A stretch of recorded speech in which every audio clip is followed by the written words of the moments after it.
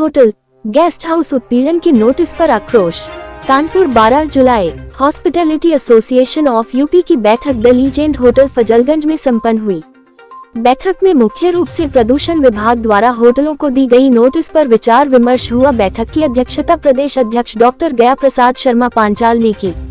मुख्य अतिथि के रूप में संस्था के मुख्य संरक्षक के सेठी ने अपने संबोधन में कहा कि सरकार सीवर और वाटर टैक्स जब ले रही है तो उसे भूजल का पैसा नहीं लेना चाहिए। यदि भूजल का पैसा ले रही है तो वाटर टैक्स नगर निगम को नहीं लेना चाहिए। प्रत्येक होटल मालिक ने अपने यहाँ जो जनरेटर लगाए हैं उनमें कनोपी लगी है, इसलिए वायु प्रदूषण नहीं होता है। यदि सरकार हमें पानी दे तो हमें बोरिंग कराने की आवश्यकता नहीं है। सरकार पानी दे नहीं पा रही और बोरिंग के नाम पर पंजीकरण की बात करती है। अब हमको हाईकोर्ट में जाकर अपनी बात रखनी है। इस पर संस्था के अध्यक्ष डॉक्टर गया प्रसाद शर्मा ने कहा, एसोसिएशन उनका साथ देगी। अग्निशमन विभाग किन कारणों से एनओसी नहीं दे रही है अथवा कार्यशीलता का प्रमाण पत्र भी नहीं देती है तो इसके संबंध में मुख्य अग्निशमन अधिकारी से वार्ता की जाएगी।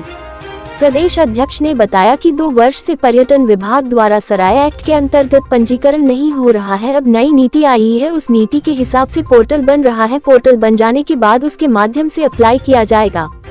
प्रदेश अध्यक्ष ने घोषणा की कि कानपुर नगर में जल्द ही संघर्ष समिति का गठन किया जाएगा जो होटल वालों की समस्याओं को सुलझाने का प्रयास करेगी। मंच का संचालन महामंत्री सुरेश गुप्त राजहंस ने किया।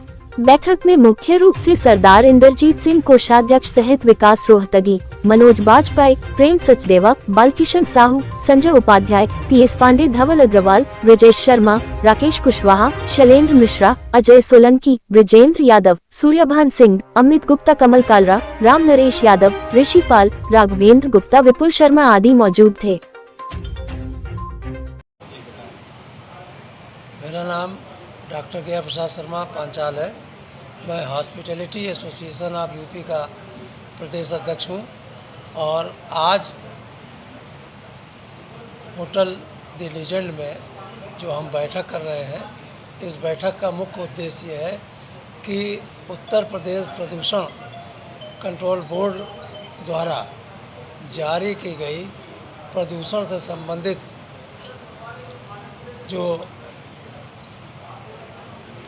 संबंधित जो हम लोगों पे एक लेवी लगाई गई है कि 50 कमरे तक 10 लाख रुपए, 100 कमरे तक 25 लाख रुपए और 100 से ऊपर 50 लाख रुपए की पेनल्टी, सिर्फ इसलिए कि हम लोगों ने रजिस्ट्रेशन नहीं कराया।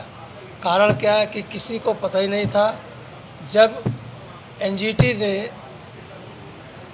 जवाब मांगा उत्तर प्रदेश प्रदूषण बोर्ड से कि आप लोगों ने भूमि जल शोधन से जो हो रही है उस पर क्या कार्रवाई की आज तक, तो इन लोगों ने हड़बड़ी में एक नोटिस जारी की कि 1 हफ्ते के अंदर आप रजिस्ट्रेशन कराइए। और 1 हफ्ते के अंदर रजिस्ट्रेशन कराना इसलिए संभव नहीं है क्योंकि उसमें इतनी पत्रावलियाँ लगनी है कि एक हफ्ते के अंदर संभव ही नहीं था। 1 हफ्ते के उपरांत थोड़े ही दिन में 15 दिन के लगभग एक कारण बताओ नोटिस आती है। उस कारण बताओ नोटिस में दिखाया जाता है कि जिन लोगों के पास 50 कमरे तक हैं, जिन होटलों के पास, वो 10 लाख रुपए पेनल्टी देंगे। जो 50 से 100 के बीच हैं वो 25 लाख की पेनल्टी देंगे और जो 100 के ऊपर हैं वो 50 लाख रुपए की पेनल्टी देंगे। इसके विरोध में हम लोग अपर मुख्य सचिव के पास गए और वहाँ पे अपनी बात रखी और रख करके उनसे कहा कि हमें पहले सुना जाए, ज़बरदस्ती लेवी न लगाई जाए। हम लोग कराने को तैयार हैं। हम लोग भूजल में भी रजिस्ट्रेशन कराना चाहते हैं, हम लोग प्रदूषण में भी कराना चाहते हैं, हम लोग एमएसएमई में भी कराना चाहते हैं, लेकिन उसका समय का निर्धारण होना चाहिए। और जो कम कमरे वाले होटल हैं, जो 20 कमरे तक के होटल हैं, उनको छूट प्रोवाइड करनी चाहिए। इस तरह की बात हम लोग करना चाहते हैं। क्या आश्वासन मिला? अभी तक कोई आश्वासन नहीं मिला है। अभी वो ये कह रहे हैं कि जो एनजीटी कह रही है हम उसके आधार पर काम करेंगे।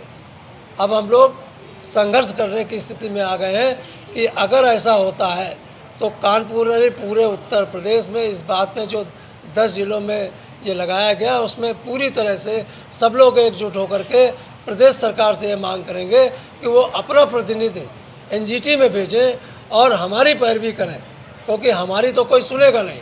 लेकिन अगर गवर्नमेंट खुद अपना प्रतिनिधि भेजती है तो वो इस चीज़ को सुनेगी और हमारी इस समस्या का समाधान हो सकता है।